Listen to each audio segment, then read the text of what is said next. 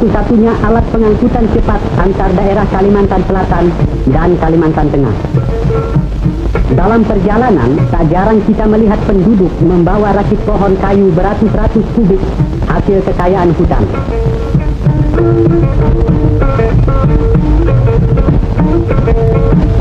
Semakin jauh ke pedalaman, tampak pula pasir memutih kuning di pantai sungai, tempat penghuni desa terpencil itu mendulang atau mencari emas.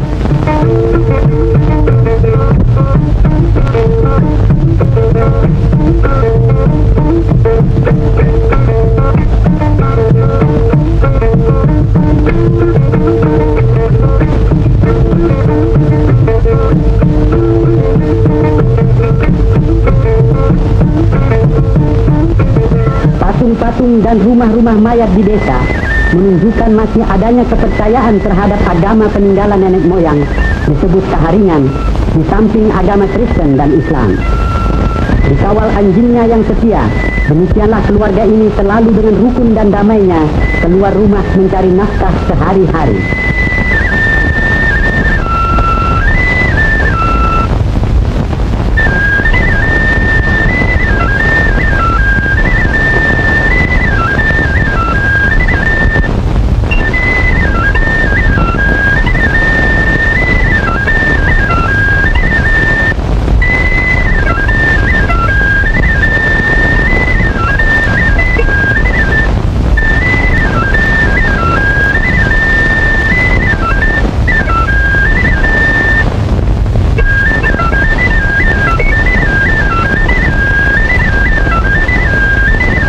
Salah satu hasil kekayaan hutan Kalimantan Tengah.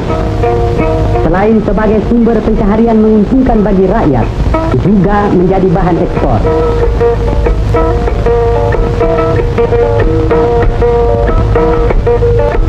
Dari rotan tercipta berbagai macam kerajinan tangan. Dari 5 daerah kabupaten di Kalimantan Tengah, daerah Kapuaslah pusatnya.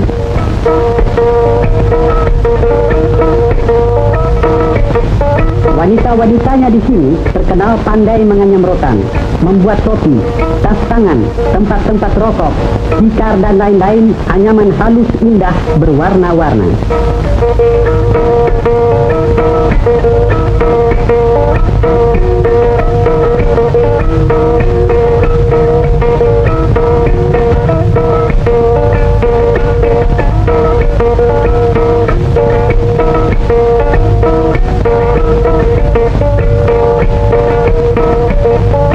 Hasilnya, Anda boleh saksikan sendiri.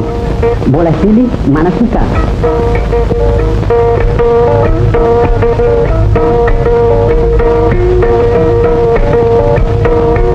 Sekarang kami perkenalkan pula sebuah seni tarinya yang bernama Kenyap. Untuk beberapa detik, kita saksikan pemuda ini menunjukkan kemahirannya menari dengan menggunakan senjata disebut mandau dan telabang.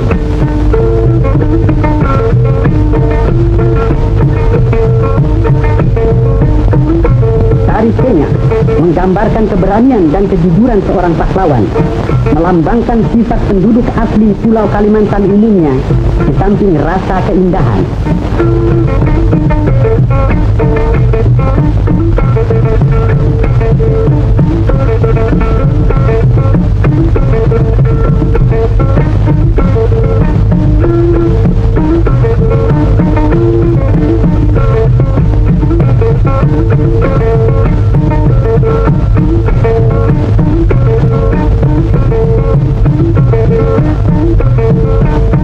Cepat lompat penari ini, segera Anda kami bawa ke hutan daerah Sampis, pusat penebangan pohon-pohon kayu besar.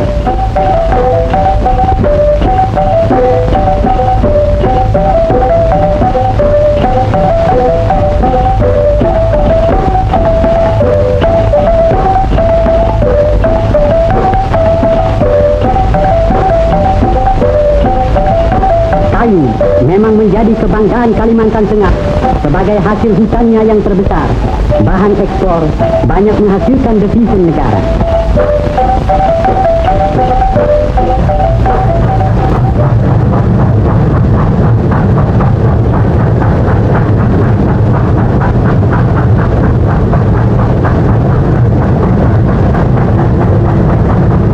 pohon-pohon kayu setelah ditebang diangkut ke pabrik kayu yang terbesar di Asia Tenggara, satu-satunya terdapat di kota Sampit.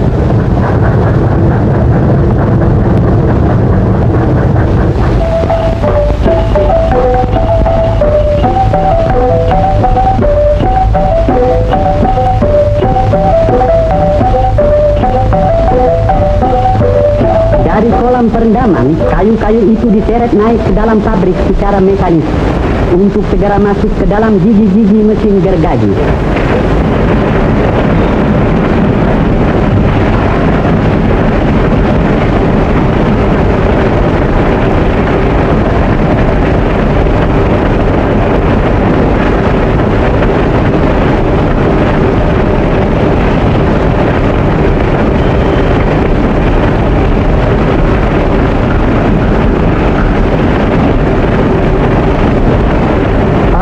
Yang bekerja serba otomatis ini menghasilkan kurang lebih 150 meter kubik kayu bundar dan 60 meter kubik papan seharinya.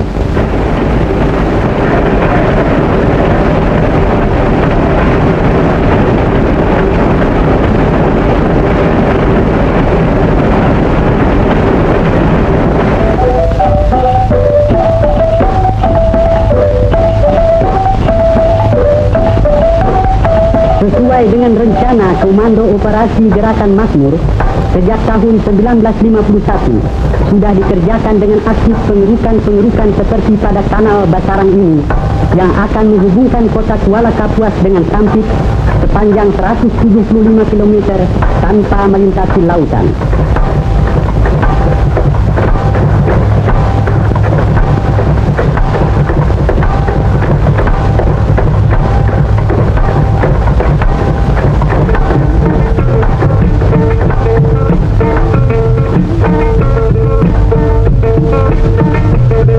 Dengan selesainya kanal ini nanti akan terbuka daerah pertanian dan persawahan maha luas.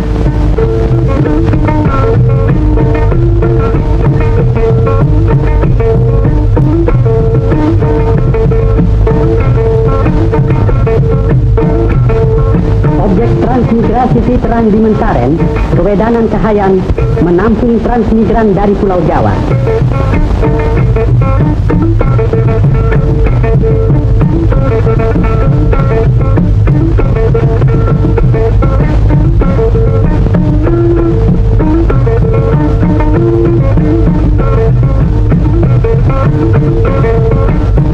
Keluarga yang telah menetap di sini rupanya berbahagia dapat menyambut peninjauan Bupati Kapuas Peter Sawong untuk membanggakan kebun sayur mereka yang ternyata subur.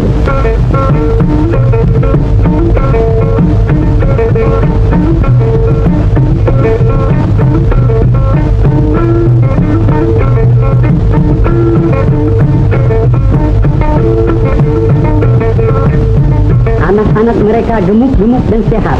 Bukti daerah ini memberi hasil tak mengecewakan.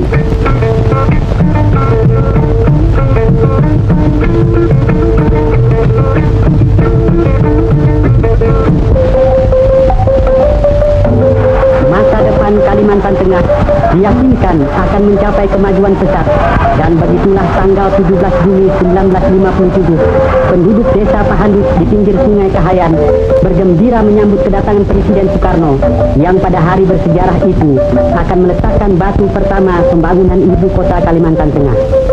Secara adat, Presiden dipersilahkan memotong bamban yang menghalangi pintu gerbang desa Pahandut sebagai restu agar segala cita-cita baik ini tak ada rintangannya.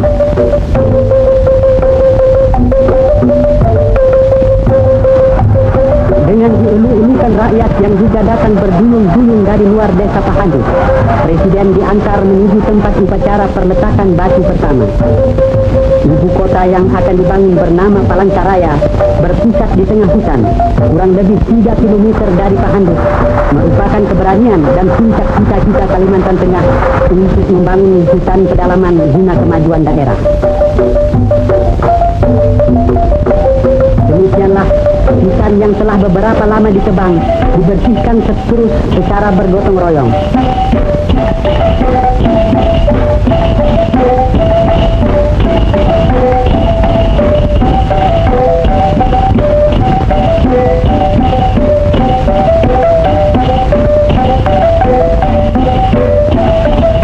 pekerja dari staf kantor pekerjaan umum Kota Palangkaraya mulai bergerak merintis hutan, mengatur pembuatan jalan-jalan raya.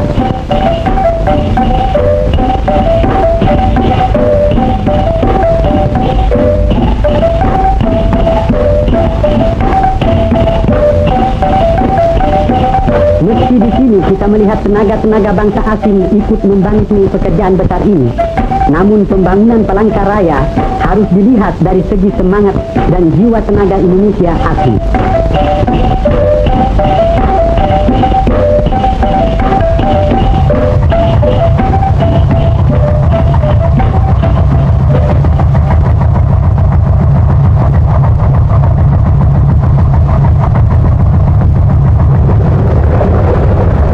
Sebuah lapangan terbang diberi nama Penarong telah dibangun, dan jika sudah sempurnanya, bukan mustahil ia akan menjadi landasan puluhan kapal terbang seperti ini umpamanya.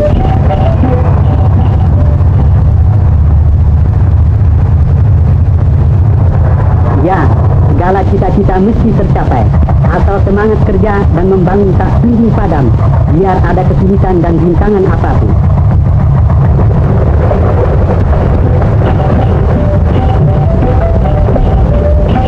Daerah ibu kota Palangkaraya seluas 400 km persegi dipisahkan dari daerah Kabupaten Kabuas dan dipersiapkan segera menjadi daerah kota peraja.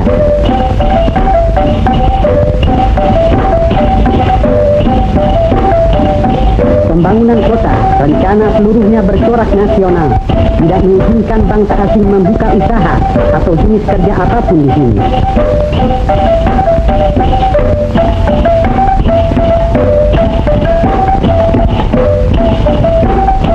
Palangkaraya dipilih pada suatu desa bernama Pahandut, antaranya atas dasar pertimbangan banyak tanah liat hingga mudah membuat bata setempat untuk gedung-gedung, hanya semen didatangkan dari luar.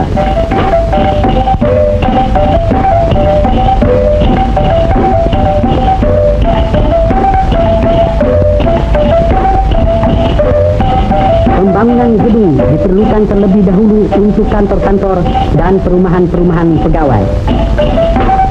Bagi pelajar SMA, boleh bangga dengan gedungnya yang segera selesai ini. Kini kota Palangkaraya sudah berwujud nyata. Suasana kehidupan sudah berjalan. Pegawai yang hendak bertugas kantor nampak sibuk setiap pagi.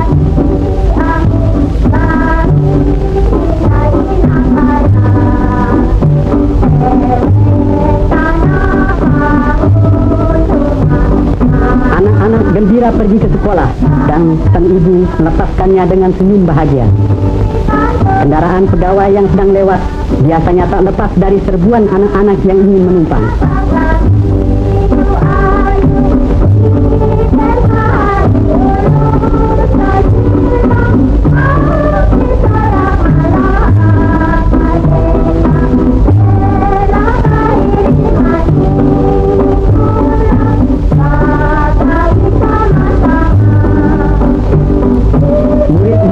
Rakyat sudah memperoleh gedungnya yang baru.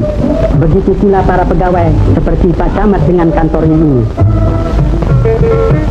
Akhirnya kami perkenalkan pula Gubernur Kalimantan Tengah Pak Cilik Riwut yang sudah tiba pula di kantornya.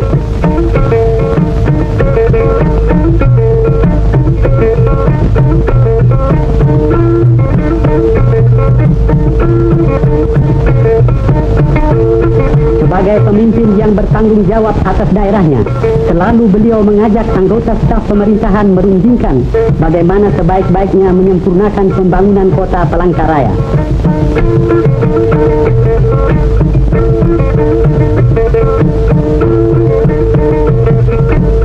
Dengan telah berdirinya kota baru Palangkaraya ini, diharapkan daerah pedalaman Kalimantan Tengah mencapai taraf kemajuan pesat sesuai dengan cita-cita Indonesia pada umumnya.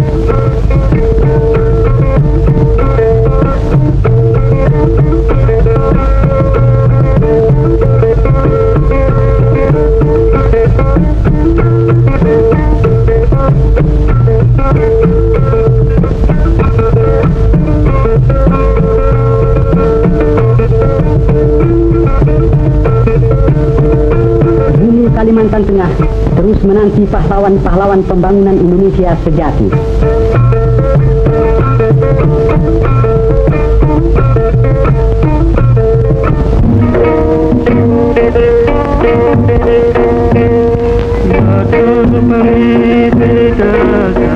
Palangkaraya, ibu kota Provinsi Kalimantan Tengah, seolah-olah terletak di tengah antara Sabang dan Merauke dan di tengah perbatasan utara dan selatan.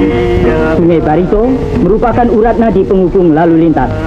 Dengan perahu, saudara dapat mencapai Palangkaraya dari Banjarmasin selama 1 hari 1 malam.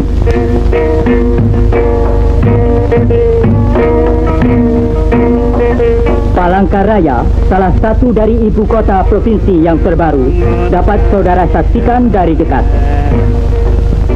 Palangkaraya yang berarti tempat suci yang besar, lahir dengan diletakkannya batu pertama oleh Paduka Yang Mulia Presiden Pemimpin Besar Revolusi kita, Bung Karno, pada tahun 1957.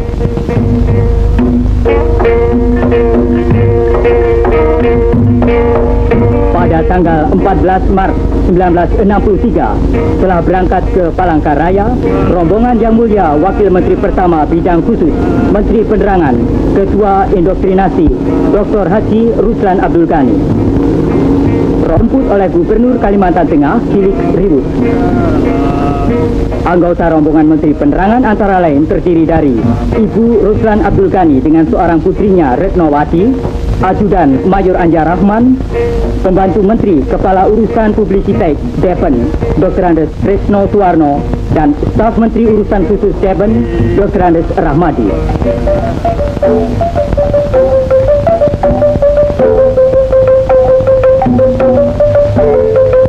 Di Kuala Kapuas, perbatasan Provinsi Kalimantan Tengah, diadakan upacara adat potong pantan dengan mandau, yang merupakan suatu tradisi penyambutan seorang tamu besar sebelum menginjak tanah Kuala Kapuas.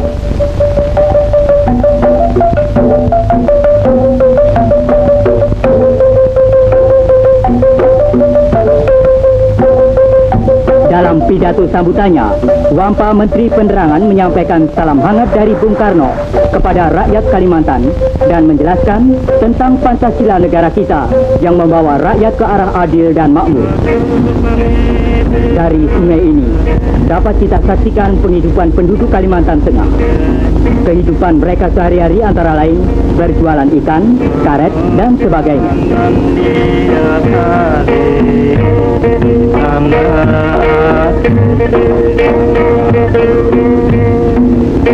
Seperti kita ketahui bahwa daerah Kuala Kapuas ini sangat terkenal dengan hasil rotannya. Dan dari rotan tadi dapat dijadikan berbagai macam kerajinan tangan seperti tikar, topi, keranjang, dan rupa-rupa alat keperluan rumah tangga. Bagi setiap tamu maupun para pariwisatawan tentu akan mendapat kenang-kenangan dari hasil hutan Kuala Kapuas ini.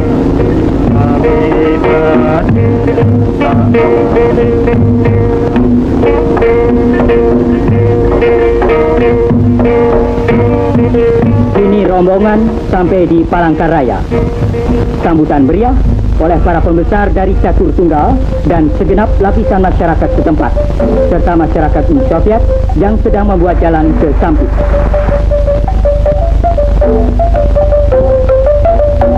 Ucapan selamat datang telah diucapkan oleh Gubernur Kilik Ribut.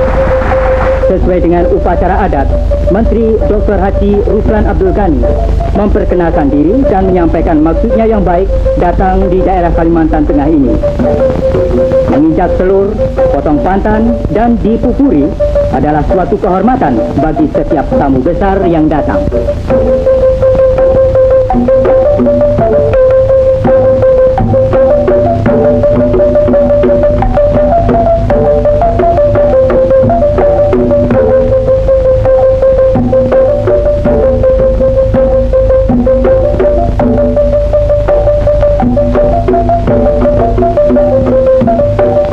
Pada hari kelima, tanggal 18 Maret 1963, bertempat di halaman kantor Gubernur, Wampa Menteri Penerangan dan rombongan menghadiri apel besar yang diikuti oleh segenap karyawan pemerintah di Palangkaraya.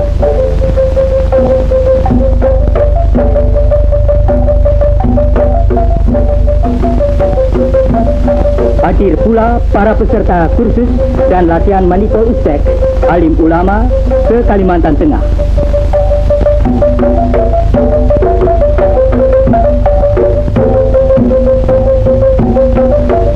Dalam rangka indoktrinasi, Menteri Dr. Haji Ruslan Abdul Ghani antara lain menyampaikan penghargaannya atas pengorbanan rakyat Kalimantan Tengah dalam membangun Palangkaraya di tengah hutan yang dicapai dalam waktu 5 tahun. 5 tahun yang lampau, di sini merupakan hutan belantara. Kini dapat kita saksikan pasar yang merupakan pusat perdagangan penduduk Palangkaraya.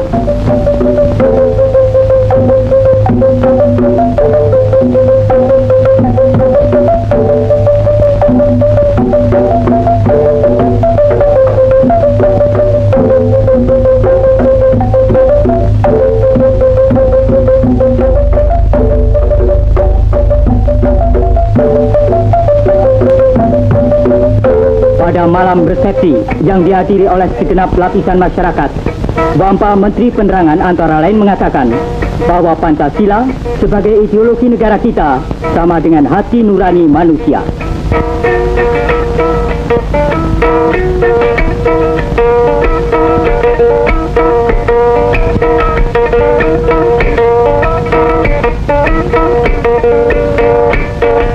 Hidangan yang menarik dalam malam kesenian ini ialah tari perang dari hulu Sungai Barito yang ditarikan oleh pemuda dengan pakaian suku Dayak.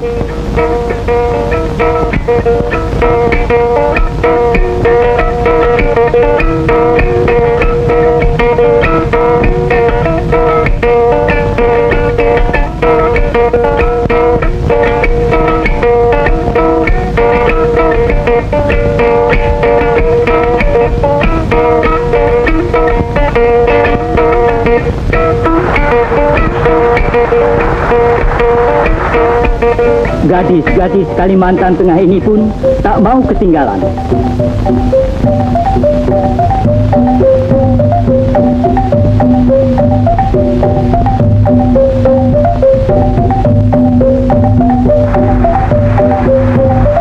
Dan akhirnya para tamu bersama-sama menari menasai. Rupanya tidaklah berlebih-lebihan kalau tari ini dapat dijadikan tari pergaulan. Dalam keadaan alam prihatin, di sini perlu ada optimisme dalam perjuangan. Rupanya saat perpisahan ini tak mudah dilupakan dan Kalimantan, walaupun jauh di mata, akan dekat di hati.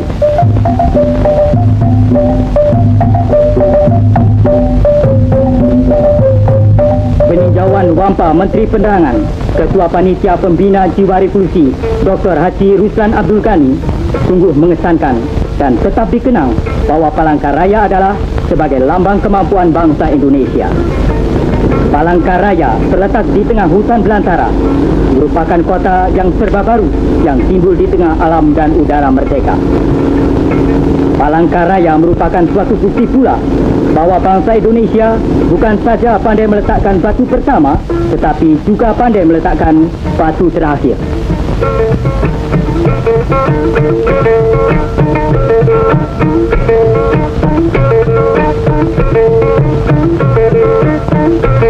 Acara kunjungan di Kalimantan Selatan hari pertama di Banjarmasin, tanggal 14 Maret 1963 di Balai Pemuda, Menteri Penerangan Dr. Haji Ruslan Abdul Ghani mengatakan bahwa kita tidak dapat menghilangkan salah satu sila karena akan menimbulkan bahaya.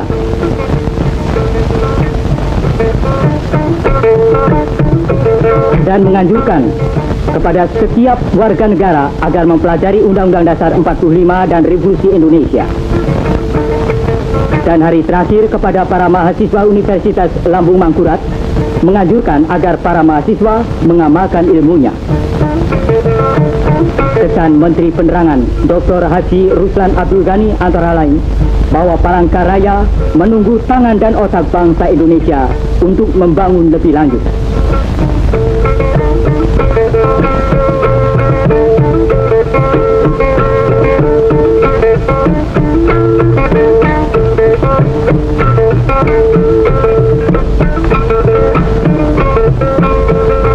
Angkasa Indonesia, membayang kekayaan Indonesia yang menjamin terlaksananya masyarakat Indonesia yang adil dan makmur.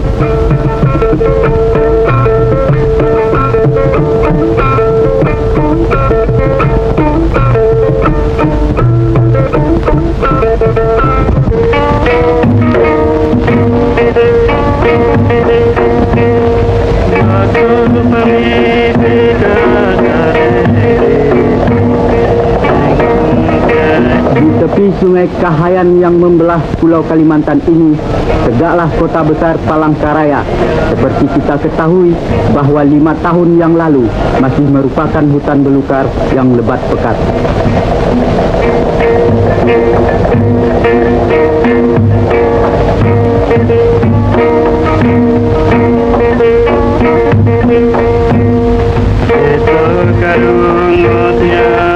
Pada tanggal 17 Juli tahun 1957, di tempat ini Presiden Soekarno meletakkan batu pertama kota Palangkaraya. Dengan demikian, mulailah terwujud ide yang dicetuskan oleh Gubernur Cilik Riwut, seorang putra Kalimantan asli, bersama-sama bekas Gubernur Kalimantan Milono, untuk membentuk daerah Swatantra tingkat 1 Kalimantan Tengah. Mantan tengah petaka di laut tengah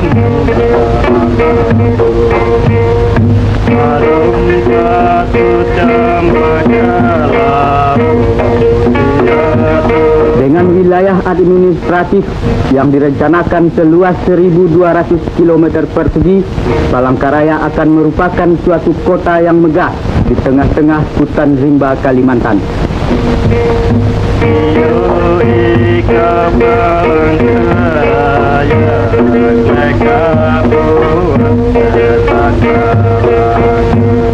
Dengan panen dan landung dan nama mimit pasang berlalu Jawa.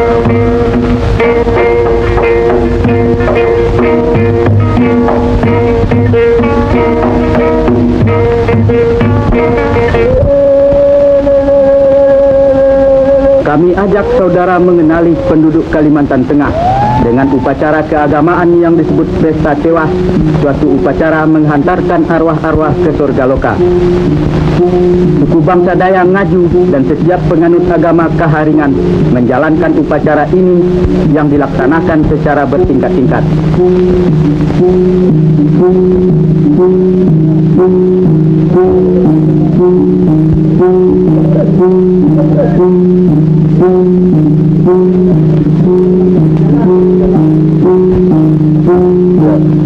Mula-mula tulang digali dari dalam tanah.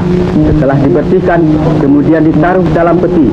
Selang 7 hari 7 malam, peti-peti dibawa dengan perahu ke hilir sungai untuk kemudian dibakar sebagai perlambang hapusnya kotoran duniawi yang melekat pada sang arwah. Tulang-tulang lalu ditaruh di dalam gong-gong kecil sebagai persiapan penyimpanannya di dalam tandung, tempat persemayaman yang terakhir para arwah.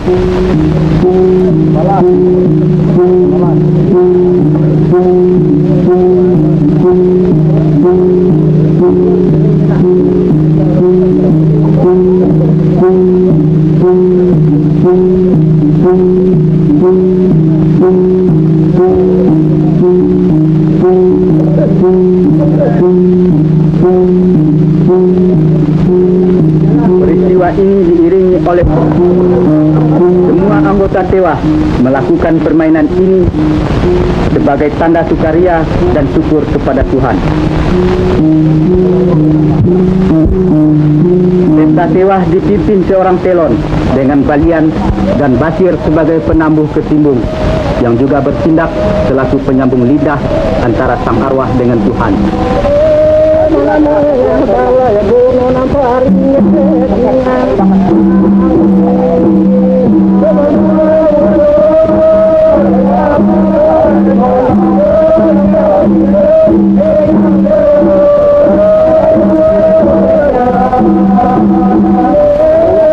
Pintu sandung dibuka dengan upacara yang cukup berkesan.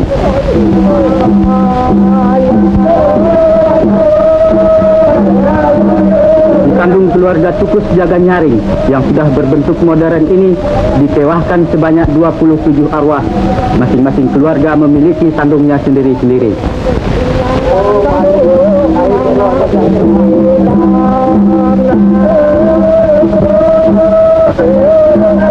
Di sandung keluarga Hantingan yang masih berbentuk asli, berlangsung upacara yang serupa.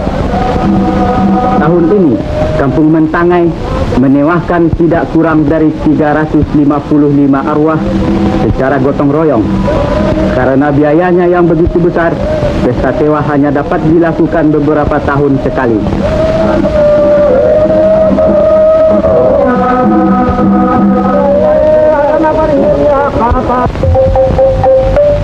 Penyimpanan tulang-tulang ke dalam das sandung ditutup dengan permainan perang-perangan di atas air yang disebut laluhan. Setelah kembali ke darat, palas agar terhindar dari bahaya.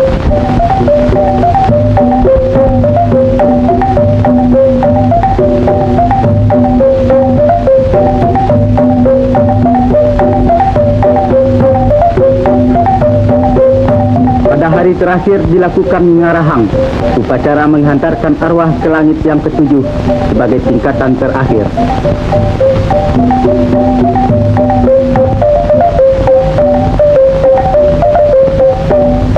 Sukma babi ini kelak akan turut mengiringi sang arwah ke tempat peristirahatannya yang terakhir. Malam harinya, seluruh anggota tewah berpesta ria sambil menarikan manasai serta mengikuti acara deder tanda syukur kepada Tuhan.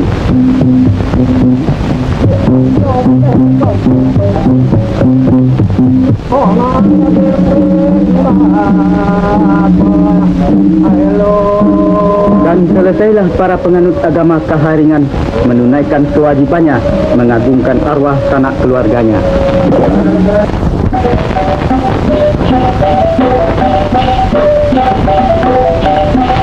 Dari pesta tewah, mari kita saksikan usaha pembangunan Kalimantan Tengah. Di proyek transmigrasi dan di daerah pengairan pasang surut Basarang, suku-suku bangsa Dayak, Jawa, dan Bali bahu-membahu memperbanyak hasil bumi. Bila perekonomian mulai meningkat pesat, perlu adanya bank. Di bulan November tahun 1962, Ibu Ciliriwut meresmikan kantor Bank Dagang Negara Cabang Palangkaraya.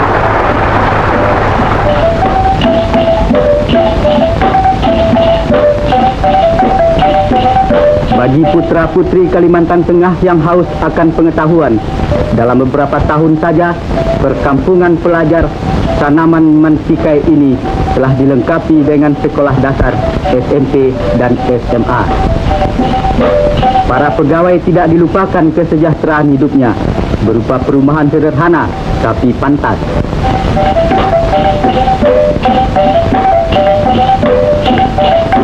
Mari kita tinjau proyek pembuatan jalan, suatu proyek raksasa yang mendapat bantuan ahli-ahli teknik Rusia.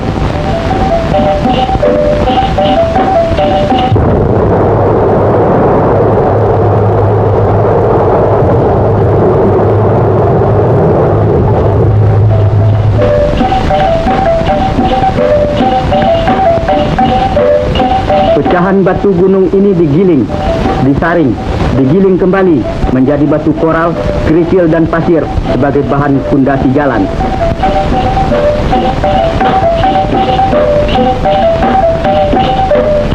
Tanpa batu koral dan kerikil, dinamit dan keringat, buldozer dan traktor, rawa-rawa dan hutan belukar tidak akan ditembusi jalan-jalan raya. Dan jalan raya adalah syarat mutlak bagi usaha pembangunan di segala lapangan. Kini alhamdulillah, jalan raya sepanjang 38 km antara Palangkaraya dan Tengkiling telah selesai. Tapi ini baru permulaan. Perjuangan fisik dan mental melawan alam harus berjalan terus. Kalimantan Tengah yang membangun berarti membangun hari depan Indonesia yang gemilang.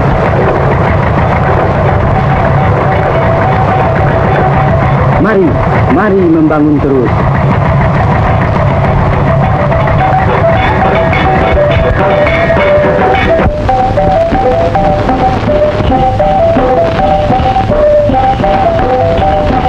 Daerah tingkat 1 Kalimantan Tengah dahulu merupakan rimba belantara belaka dengan sungai-sungai penuh riam dan rawa-rawa tak bertara, sukar ditembus manusia.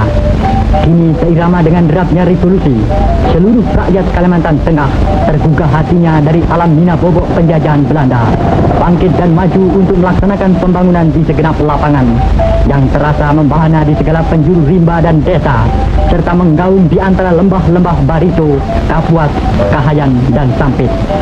Inilah Kalimantan Tengah saat ini, satu wilayah Indonesia yang terletak berbatasan dengan Negara Kesatuan Kalimantan Utara, merupakan basis pertahanan yang penting dalam rangka konfrontasi kita terhadap neokolonialisme British Malaysia. Daerah tingkat 1 Kalimantan Tengah dengan ibu kotanya Palangkaraya merupakan sebuah kota remaja di Indonesia yang berkembang menuju ke satu kota modern. Hal ini tidak lain berkat swadaya dan kemampuan para putra-putri Kalimantan Tengah yang dibimbing dan dipimpin oleh Gubernur Kepala Daerah Cilik Ribut. Rakyat Kalimantan Tengah berhasil memeras otak dan membanting raga untuk memenuhi panggilan suci Ibu Pertiwi sebagai yang dicanangkan oleh pemimpin besar revolusi Bung Karno.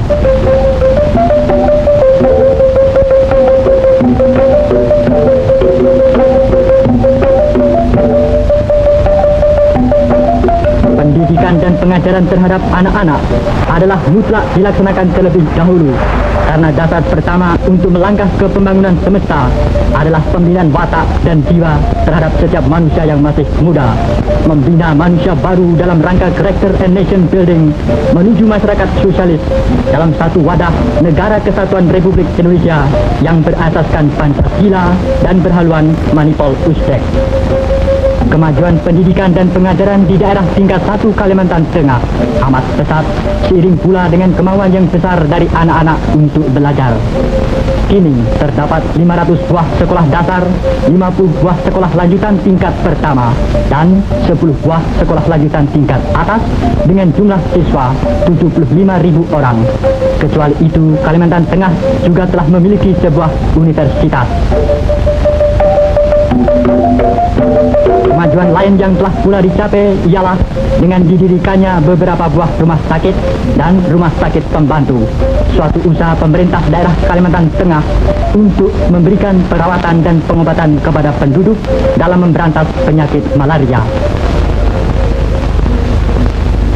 Sementara itu, para warga kota Palangkaraya dengan dipimpin sendiri oleh Gubernur Kepala Daerah Cilik Ribut menyambut kedatangan Yang Mulia Menteri Pekerjaan Umum dan Tenaga Mayor Jenderal Suprayogi bersama rombongan dari Jakarta.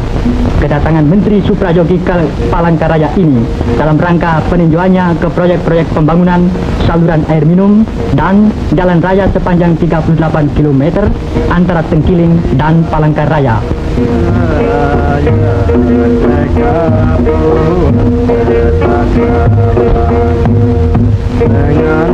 Jalan raya adalah salah satu faktor amat penting sebagai urat nadi perhubungan di darat untuk melancarkan ekonomi. Seluruh daerah tingkat 1 Kalimantan Tengah terus membangun dan sekali membangun untuk mensukseskan Zikora. Kita tidak gentar terhadap ancaman dan tantangan dari pihak nekoloni.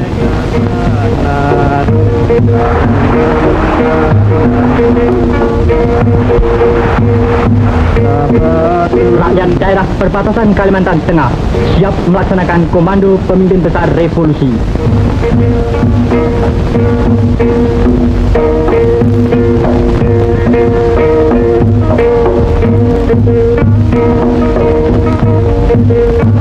Thank you.